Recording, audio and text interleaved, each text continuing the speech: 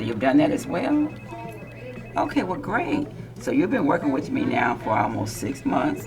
And so our goal was to get you in a home, try to get you approved for a home by the end of the year. It looks like that's going to happen. I'm excited about that. Are you?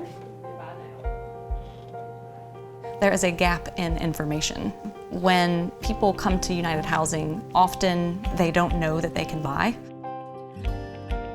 United Housing is a nonprofit housing developer. We also provide homebuyer education and housing counseling services, and we are a community development financial institution, so we also provide access to mortgage lending, first mortgage lending, and down payment assistance. And so they come to us wanting to know how far they are away from becoming a homeowner. There are so many people that just feel like it's too far out of reach. We need to ensure that our communities have opportunities for people to be able to own homes.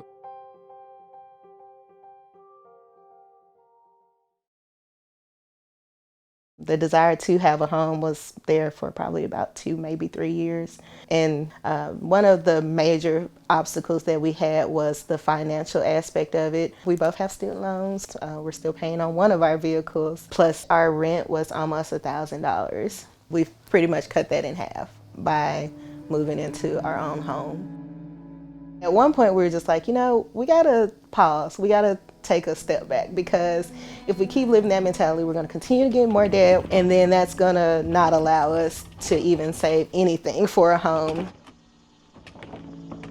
But everybody's situation is different. There are so many people like Desiree here at Memphis. I wish I could just grab them out and bring them into this classroom and educate them on home ownership.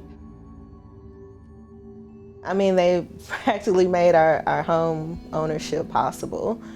Without them, we would still be renting.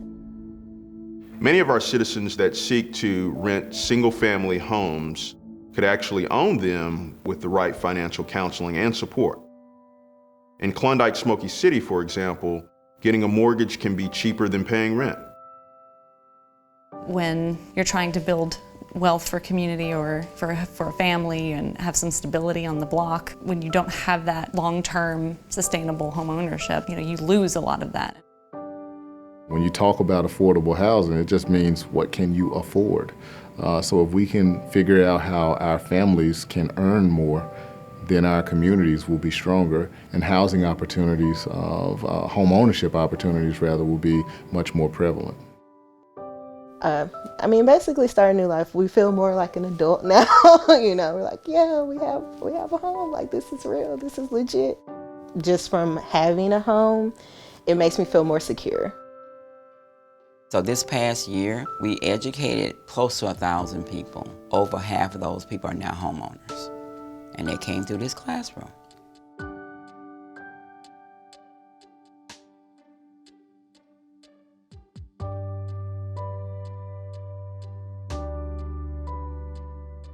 This is session 3, Home Buying Trends by Demographics. My name is Juanita Hamilton. I work for the City of Memphis Division of Housing and Community Development, and I will be introducing our panel today. Our first speaker is Dr. Joan Choi. I think I got that right. She is a research associate with the Housing Finance Institute at the Urban Institute. She studies urban inequality, focusing on housing, urban economics, real estate finance, and disadvantaged populations in the housing market. Before joining Urban, Choi was a postdoctoral scholar. Can anyone hear me? This is Steve O'Connor. Yes, Steve, we can hear you. She was a postdoctoral scholar at the University of Southern California Price Center for Social Innovation, where her research examined innovative housing and social policies to enhance the quality of life for low-income households. She also holds a PhD in public policy and management for the Price School of Public Policy at the University of Southern California. Our second panelist is Brody Wamble. I've worked with Brody for many years. Brody is a community and business development professional with an emphasis on building stronger communities through education and sharing resources. He began his career as a mortgage originator, focusing on low to moderate income communities by hosting home buying workshops and working closely with concurring nonprofit organizations, including City of Memphis Down Payment Assistance Program. At Simmons, he's known as the Tennessee CRA guy. His role has expanded to include helping entrepreneurs and small business owners. Brody has achieved numerous professional and civic recognition since joining Simmons Bank. The most recent was a finalist for the Volunteer Memphis Award from Leadership Memphis. He is a co-starter, entrepreneur development graduate, and current New Memphis Fellow Leadership Development participant. The pursuit of personal home ownership prompted an educational and career focus in home financing. It grew into creating opportunities for low-income and credit-challenged individuals. As an entrepreneur, he understands the challenges of starting a business with the further need to help others. Brody strives to be a living example of giving, serving, and educating while bringing others together. Our moderator for today is Steve O'Connor. Steve is the Senior Vice President for Affordable Housing Initiatives with the Mortgage Bankers Association. He manages MBA's efforts to support the affordable housing policy and business objectives of our members. He is also responsible for outreach to industry groups, consumer organizations, and other key stakeholders. He is a regular guest speaker on industry issues. He leads MBA's Consumer Affairs Advisory Council. He also serves on a number of industry boards, including the National Housing Conference, the National Association of Hispanic Real Estate Professionals, Freddie Mac's Affordable Housing Advisory Council, the National Urban League's Business Solutions Council, the Homeownership Council of America, and Quick Loans Consumer Advisory Council. He joined MBA in 1996. Previously, he worked in government affairs for the National Association of Realtors and Freddie Mac. He also worked for Skyline Financial Services Corporation. He holds a bachelor's degree in political science from Marquette University and a master's degree in political science from American University. That's a lot of information about these speakers, so hopefully you'll enjoy their presentations and we'll get some good information today. Thank you.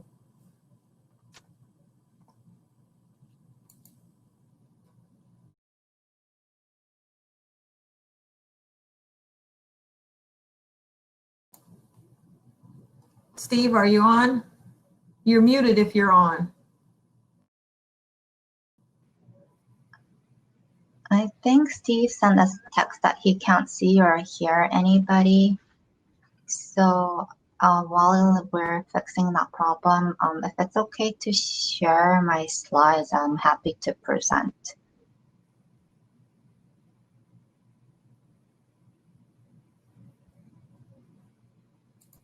Okay, let me see if I can get some assistance here. Hold on one second.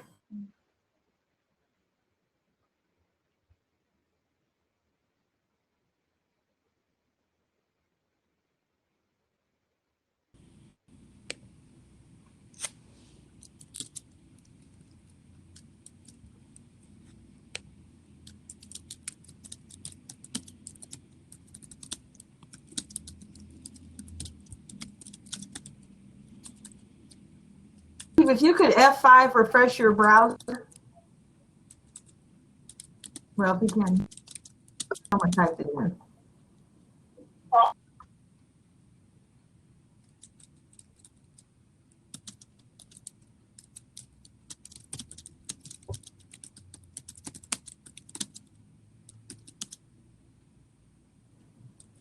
Steve, can you hear us now?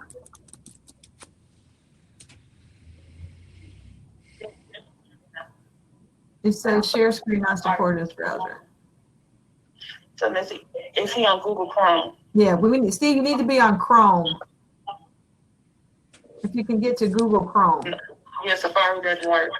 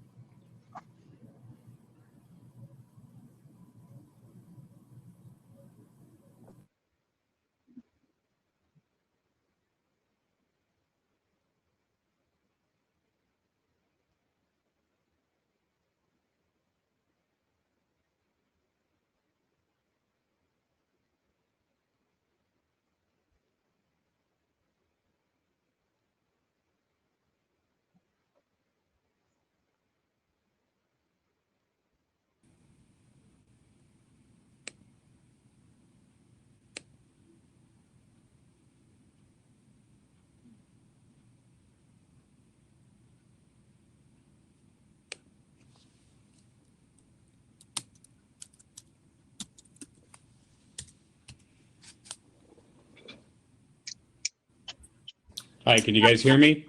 Yes. Oh, this is my favorite part was done, but we're going ahead with Steve. Thank you. All right, so I don't know if you can see me. I can't see anybody. I don't know what's going on. But We can hear you, but we can't see you. okay, well, we can do this by audio. So where are we in the session? I'm sorry, I never saw the video, and I think others couldn't see it as well. Right, the video played, and I've actually read your introduction, so we're ready to start. Okay, so let's go ahead and get started. I apologize for whatever technical glitches we're having. So this is Steve O'Connor with the Mortgage Bankers Association, and we've got a little bit less time than we had anticipated, so we'll kind of cut right to the chase. But the topic, as you know, is demographic trends in the home buying market, and we have two very distinguished panelists presenting. Jung Hyung Cho, who is a research associate at the Urban Institute, where she studies urban inequality and other issues with a particular focus on housing. She's a very well-known and well-respected industry expert and a partner with us at MBA on a number of initiatives, and she is a PhD in public policy management from USC. We're also joined by Brody Wamble, who's the community affairs officer at Simmons Bank. He's the Tennessee CRA guy at Simmons.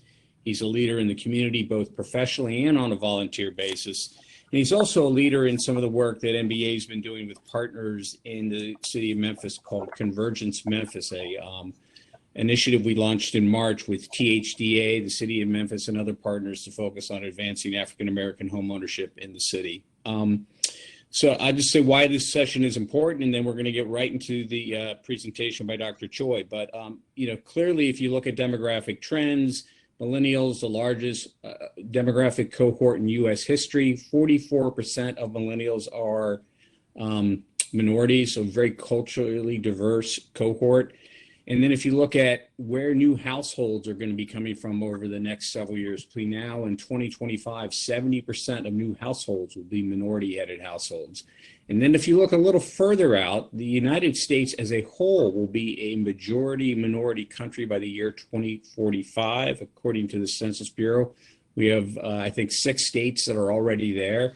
And so it really comes down to understanding that there are challenges today in the marketplace that we need to address, but longer term, if we can't figure out how to reach a more culturally diverse home buying public, we're going to have a much smaller market, which is not good for the housing market. It's not good for us who are in this business. So without any further ado, Dr. Choi, I'm going to turn it over to you. Thank you. Can somebody put the PowerPoint slide on the web? Or I think I found a way how I can actually do it. So I'll share my screen. So everybody can see my slides? Great. So good morning, patients. So I'm gonna today talk about some of the findings from our recent study looking at the future of Black and Latinx home ownership. Let me first see, so everybody can see my slides. First, let me find a better way of sharing my slides. So with the focus of young adults. Okay. Let me sorry about that. Let me reshare my slides. Okay. Okay, next slide. As many of you know, there is a huge racial disparity in the U.S. market. Black and Latinx homeownership rate has persistently lagged white homeownership rate. In 2019, Black and Latinx homeownership rate was about 42% for Blacks and 48% for Hispanic, and this gap has widened especially since the 2007 housing market crisis. And currently, the Black-white gap and also the Hispanic-white homeownership rate gap is larger than the gap in the 1968 before the Fair Housing Act was enacted. Next slide. We also see that here in Memphis that the Black homeownership rate dropped significantly since the financial crisis. So in Memphis, in year 2000, about 53 to percent of households were homeowners. Now the rate has dropped to 42%. And homeownership rate, however, for the Hispanic and Asian population has increased during this period in Memphis.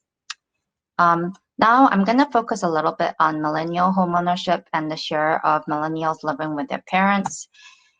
Compared to the baby boomers and Gen Xers, millennials in age 25 and 34, their homeownership rate is now about 38%, which is about 7 to 8% lower than the prior generation.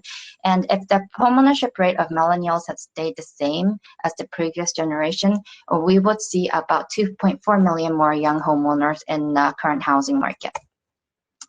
The share of young adults living with their parents has increased also during this time from about 12% in year 2000 to 22%, now adding about 5.1 million more young adults living under their parents' roof. And I would just like to mention here that these population are not even within the homeownership calculations, because you have to form an independent household in order to be in the homeownership rate calculation. Again, among the millennials, we do see that there is a huge racial and ethnic disparities in the home ownership rate. Black millennials especially have the lowest home ownership rate. Only 16% of Black households, young households, are homeowners. Also in 2018, Hispanic and Asian millennials, about 1/3 of them were homeowners. Again, we see a huge gap in the Black-white millennial homeownership rate, and that has increased from about 26% in year 2000 to 30% in year 2018. Another concerning trend that we find that you can see in this figure is that white young adults without a high school diploma have a higher homeownership rate than college graduate young Blacks. So here what we see that is for all groups of population, for whites, Black, and Latinx, we see that homeownership rate increased with the level of education. However, what we see in the blue bar for white, we see that their homeownership rate is about 33%, and that is even higher than the homeownership rate of Black young adults who have a bachelor degree, which is about 27%. Black and Hispanic millennials are also more likely to live with their parents. As of 2018, about 28% of them live with their parents. And we also see that between 2010 and 2018, the share of Blacks and Hispanic millennials living with their parents increased the most. They increased about 12 and 16 percentage points respectively. So in Memphis, the young adults homeownership rate is even lower than the national rate. It's actually about 9 percentage point lower. It's about 30 percentage point, and there has been a huge drop in the millennial homeownership rate. The young adult homeownership rate dropped from about 45% in 2000 to about 30% in the current 5 years. I would also like to point out that here that for the drop was the greatest for the Black young adults. So that rate dropped from about 33% to about 16%. Here in the right graph, you can see that the share of young adults living in Memphis now is about 23%. So if I was in a room with you, which I really hope that I would have been without the pandemic, I would have asked you about how many of those, if you're millennials, how many of those of you are living with your parents, or how many of you have your children living with you. And if you are one of them, you're not alone. You're among the about 1/5 or a quarter of population in Memphis who has children living with you're about 24% of millennials in Memphis live with their parents. And we also see that that rate has also increased significantly for Black millennials. So Black young adults, about 30% of them are currently under their parents' roof. So why are millennials owning less and living with their parents more? First, we kind of looked at whether millennials have different preferences from the prior generations. Multiple surveys find that this is not necessarily the case. Millennials really have strong desire to pursue homeownership, and it's the desire is about similar to the prior generations. But we do find that millennials, especially those with higher education, before COVID, they preferred living in high-cost cities and core urban areas where the house price is relatively more expensive. We do find that, as Steve mentioned, that millennials are more racially diverse, and we know that the people of color in this country have lower homeownership rate than whites. Millennials also tend to delay marriages. Only 40% of millennials aged 25 to 24 were married as of the year 2007, and this is almost 20% drop from the marital rate in 1990. So that has contributed to the decline in homeownership rate, but we found that even after controlling for racial diversity and marital rate, millennials are still less likely to own a home than prior generation. So then we focus on whether millennials have external barriers when they enter homeownership. So first, obviously, millennials, a lot of them entered the prime age of home buying when there was a great recession. So the young adults unemployment rate shot up to 10%. So it made them really difficult to find a stable job and save for future home ownership. And student debt is also a huge barrier for young adults entering home ownership. The average student debt between year 2001 and 2016 increased from about $4,000 to $70,000.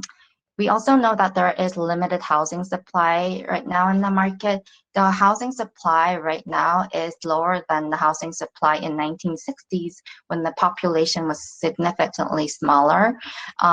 This has contributed to the increase in home prices, especially for the affordable home prices. So the home prices at the lower tier of the market has actually increased more than those at the more higher tier of the market, which means that for a lot of millennials, it's very, very difficult for them to find an affordable home to buy. And at the same time, the rental prices have also increased. So it's more difficult for them to save for future home ownership after paying for the expensive rent. And the credit has become tighter over the years, especially after the COVID. The credit market has even tightened further. This means that for a lot of young adults and also households of color who on average have lower credit score, it's more difficult for them to access the home ownership, be it because of the tight credit. So what are the long-term consequences? So homeownership in this country is still a very important tool to build future wealth.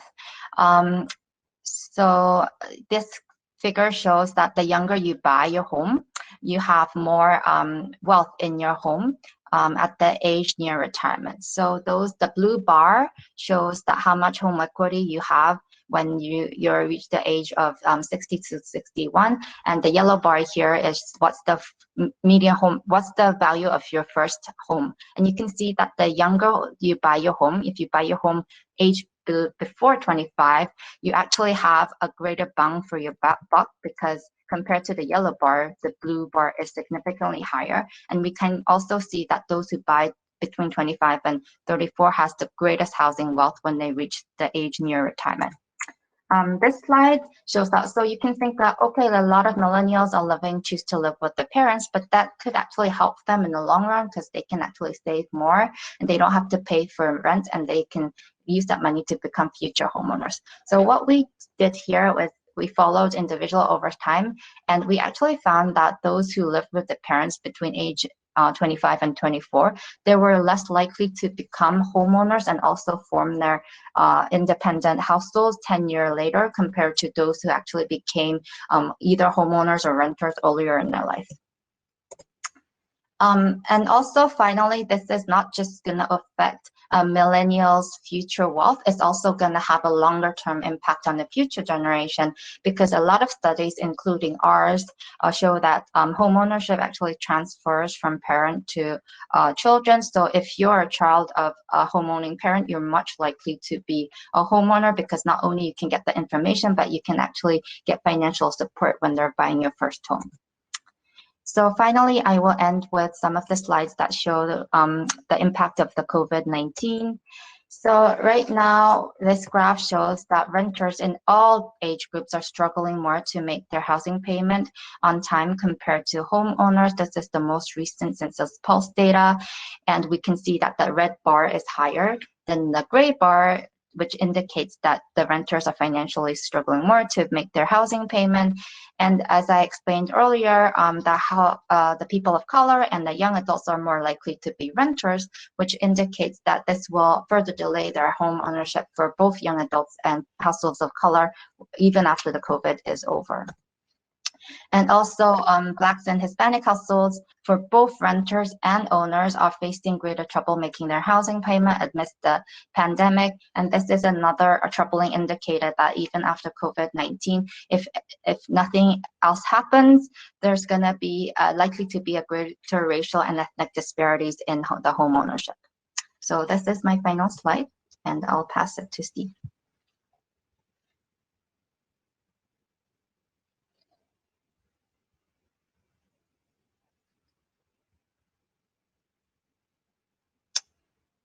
Brody, you're up next. I'm sorry, I was speaking, but I was on mute. I didn't realize had been muted by the moderator, I guess. So the floor is yours. I think you have a video you want to run. Brody, it looks like you're on mute. Thank you, Steve. Yes, Great, I got a chance to different households. Kind of got through one Gen X, there's married, uneducated, work, college, and I'm just different perspective, and that's what I wanted to share with you.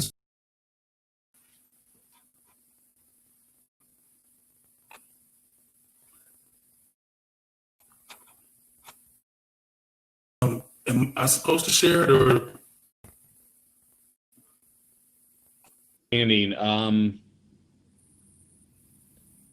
Are you able to play, or can Juanita help us?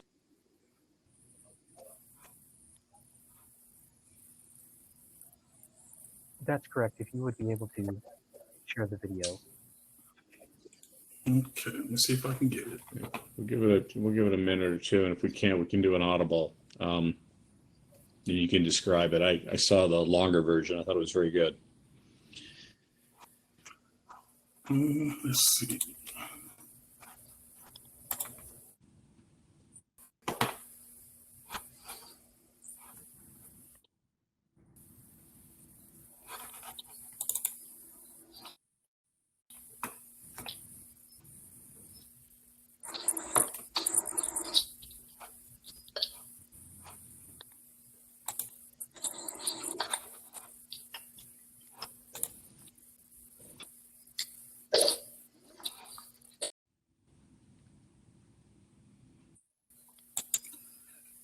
I'm trying to share it, but it's not. I think, the share option is grayed out. I think we've had a number of technical glitches. This is a function of being in a virtual environment. We're all navigating this for the first time. So Brody, maybe just give a couple of highlights from the conversations you had, and maybe we can distribute the video later.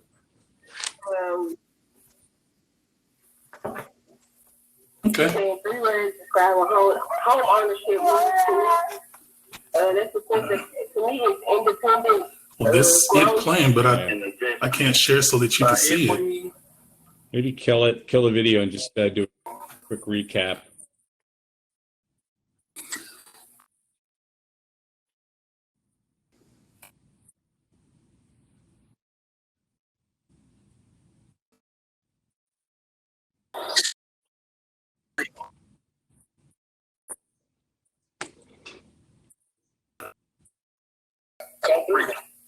Okay. Happiness, security, and Trying to kill it. Maybe just take a minute to recap some of the highlights from the people you interviewed and the types of people you interviewed. Go ahead, you got something in mind.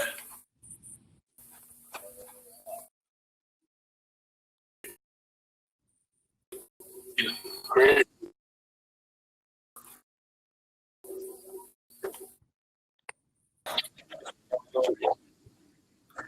first Yeah, I'm trying to stop it. Okay. Well, what I did is I asked questions in 3 words. Well, first off, the setup is that I had the college educated, married with no children. The Kirkhams, they're married with children with high school education. She's a mother and caretaker with, and so I got the viewpoints from all 4 of those different demographics. And all of them are minority, is a Generation X. So the first question that I asked them is in 3 words to them. And one of the comments, both generations shared that information. The second question is, what hurdles prevent them from seeking homeownership? And mentioned credit. That seems to be the biggest struggle. There's actually a information overload. He was getting too much data from too many different sources, and it was hard to identify what was accurate and what was myth.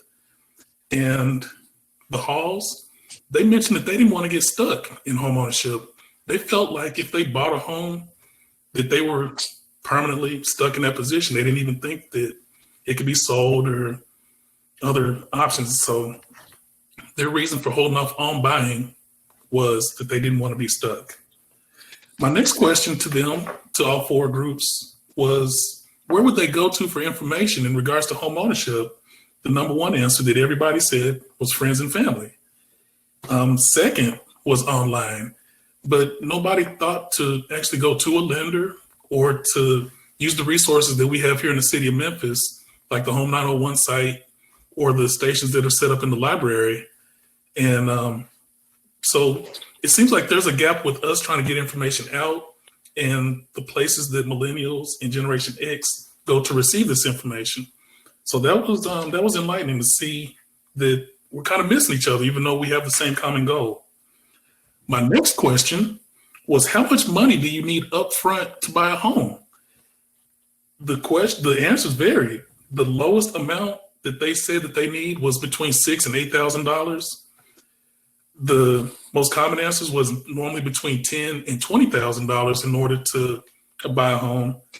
And only one couple kind of nailed it. They said that there are programs that have financing with 0% down, but his comments were that in order for you to do it right, you need at least 20% down. So again, there's misinformation out there in regards to what funding, what dollars are needed up front to attain home ownership. My next question was, how much do you currently pay in rent? And based on that rent amount, how much house can you afford to buy based on that amount? The first couple, the Halls, they said that they pay $1,500 a month, and they think that that could afford them a $300,000 home in Memphis. The Kirkhams, they said that their current rent is $1,000 per month, and they feel that they could afford a $200,000 home. Ryan, he was a student in Nashville at the time that he was renting, and he said that initially his rent was $800, and by the time he finished school, it was $1,600 per month.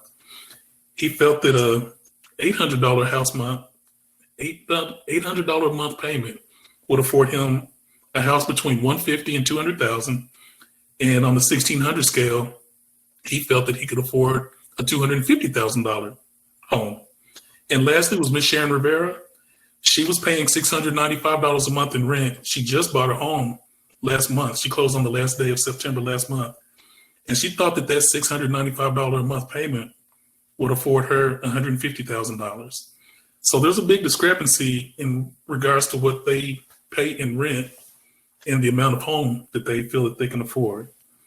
And that's kind of the breakdown that I shared with that's the feedback, that I got from all of our participants. The Kirkhams are currently under contract, and they will be homeowners within the next 30 days. Ms. Sharon Rivera, she's a former neighbor of mine. She wasn't even aware that her landlord was selling her house. I went down and told her that, hey, I see your home is for sale. She had no clue. And immediately she took action. And it goes to show that even though she was credit ready, she was mortgage ready, home ownership never crossed her mind. She was content with paying rent until I brought it to her attention, and then she sought out that journey, and now she's a homeowner. So that was the feedback that I got from those different groups, and it was enlightening just to see where we as professionals are missing the mark. To share the with our video community. later. Look, we've got about 15 minutes, so I'm going to keep an eye on the chat room. We've got a lot of questions, but we're not going to be able to get through all of them, and I want to be able to allow the audience to answer questions, ask questions. So, one I'd like to throw out for both of you, and it comes back to millennials and their tendency to delay home ownership, in part because they're often delaying marriage and they have a preference for living in higher cost housing markets. Therefore, the barrier to home ownership is a little higher. How do we look at those factors for millennials versus some of the market obstacles such as supply and credit obstacles and down payment obstacles? I mean, how do we differentiate between what's holding them back because of their preferences versus the realities of the marketplace for younger first-time home buyers? I can start. So I think that's a great question. As I mentioned in the presentation, the marital rate declined about 20 percentage points over the past 30 years. And also we do find some evidence that millennials tend to prefer living in high-cost cities and places near downtown where there's better amenity. But I think we have to be very cautious to say that this is actually causing millennials to delay homeownership and lower homeownership rate, because a lot of these factors are really kind of like correlated. So for example, like deciding when to marry is also very closely related to your financial stability and your job stability. So without that in place, millennials also having decisions like delaying the decision to make a really important decision in life. And also you kind of have to think about where there are job opportunities. So millennials are not choosing to live in those expensive places because they like living in the expensive places. It's because there are more opportunities there. And it's very sad that millennials have to kind of make choices between where they can buy a home and where there's a better job opportunities, because these cities and these areas have experienced a greater increase in the home prices over the past decade because there's limited supply in the market. So I think right now the things that we kind of need to focus and fix is how to expand the supply so there's more affordable homes for millennials, which is more on their reach. And also I think there needs to be, this is not a housing policy, but then like think about helping because like also job and the income instability has grown over time. So also fixing those problems in the labor market will be critical to increase homeownership rate for millennials. And I'll stop there. Great. Brody, any comments from you on the challenges in reaching millennials? You talked about, the myths, and you talked about fear. Those are factors too. What are the obstacles from your perspective, and how do we try to deal with them? I think the way to deal with it is more education. Start them at a younger age. Between middle school and high school, the conversation about banking, credit, budgeting, homeownership needs to be part of the discussion. Not just, the day-to-day stuff that they do in school, but real life, real world situations. Because I did have a post conversation with each one of them and explain where the gaps were and what they thought and what the facts were.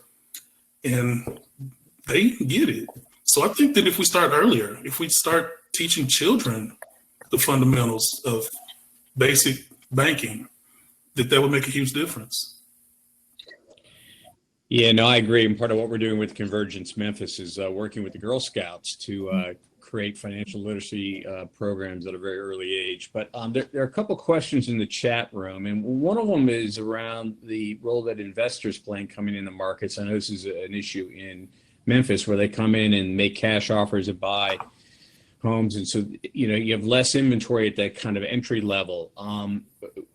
How are you seeing that play out in the market, and how do we deal with that in an effort to, increase first-time home buyers?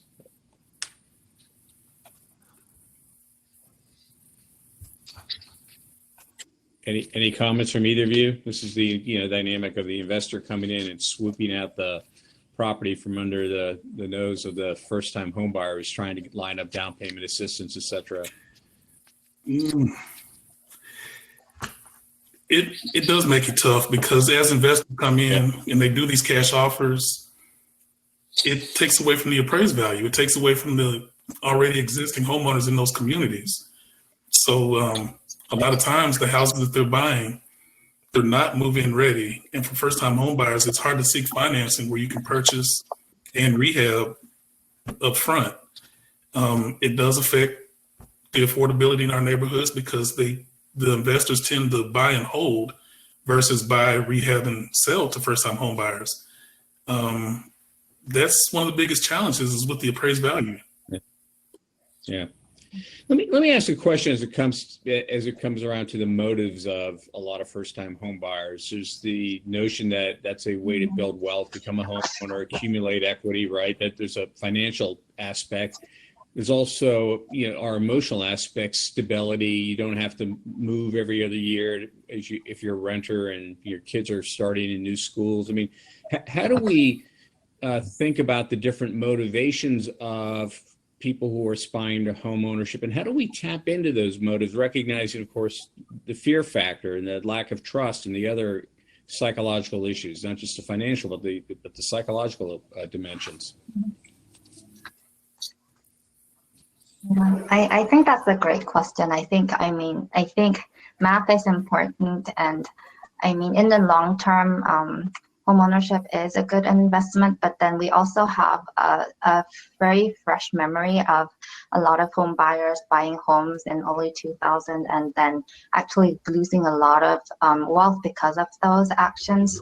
So I think fear is really a valid emotion, and how to gain trust and also really make sure that this time it will be different is, I think, critical for a lot of, as Mr. Brody mentioned, and as people in the video talked about, I think knowing more and having better information is critical, but then people may not even feel that they want to know more about it because they have been traumatized. So I think we kind of need more actions, not just like words that saying, okay, homeownership is really a good thing for you. We just have to, I think there needs to be better policies to actually help people navigate homeownership and also financially support them to become and sustain homeownership. Because what I worry a lot right now is just like getting people into homeownership is just like one element of the problem, but then sustaining homeownership rate is also a critical point.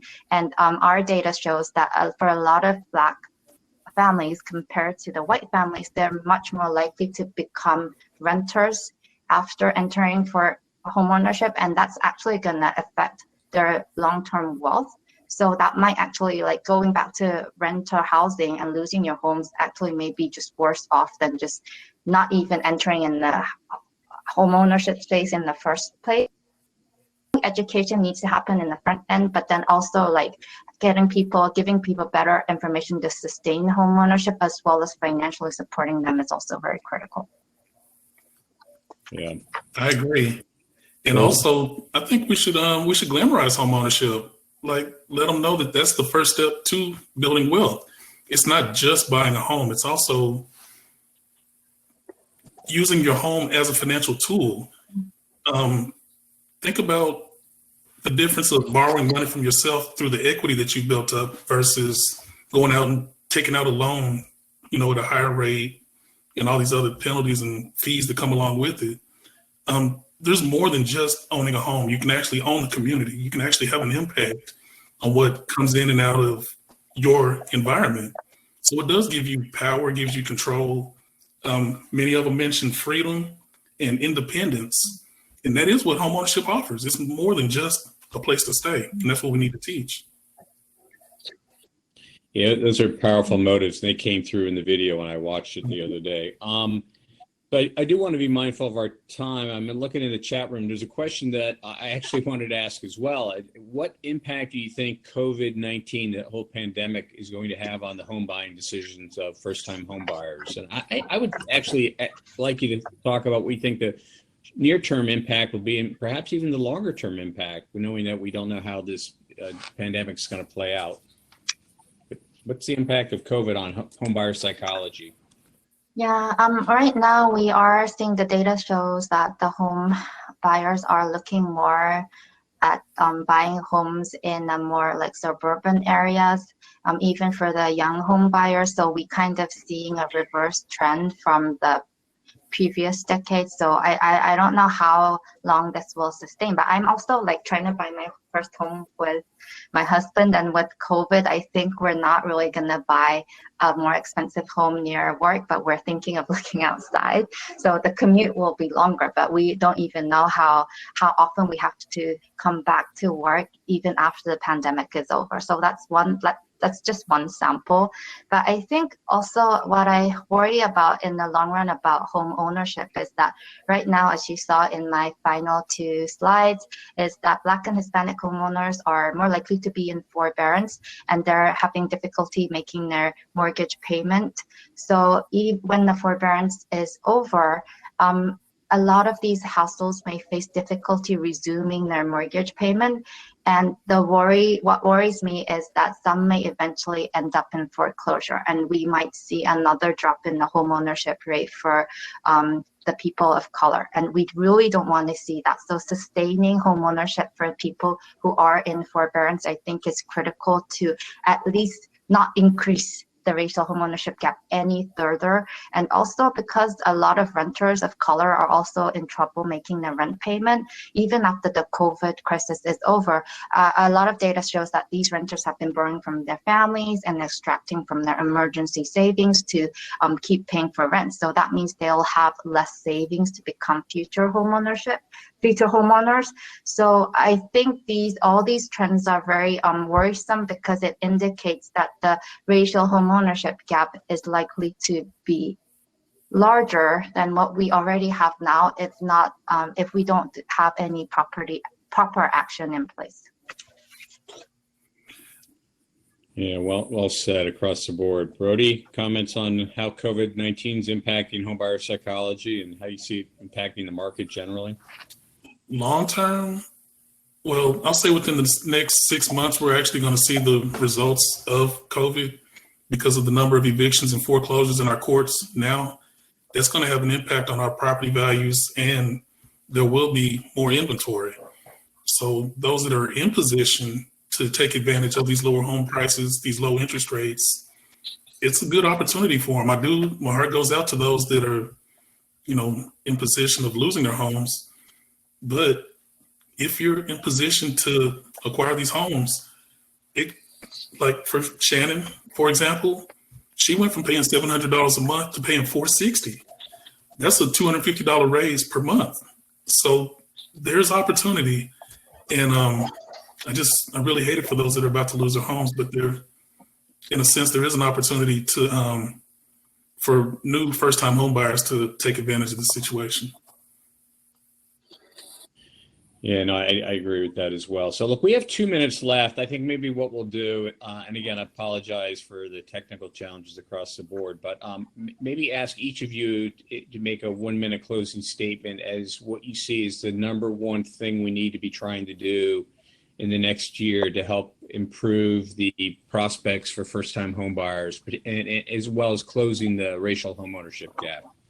There's one thing you would point to where we should really focus, knowing that it's never just one thing. I'll stick with education. Dr. Choi? With the convergence. Brody, go ahead. I'm sorry. Brody, please. I'm going to stick with education, like with the convergence program that the National Mortgage Bankers Association is rolling out. I think that my lending partners, if we come together and we do these pop-up events to where we can provide information and resources to our community, that's going to be what moves the needle. It really is just a matter of people not knowing or just not even being top of mind. So if we make this information just as in their face as all these bankruptcy commercials that we see during the day, it'll change people's mindset and make them want to be proactive in seeking home ownership and attaining it. Yeah.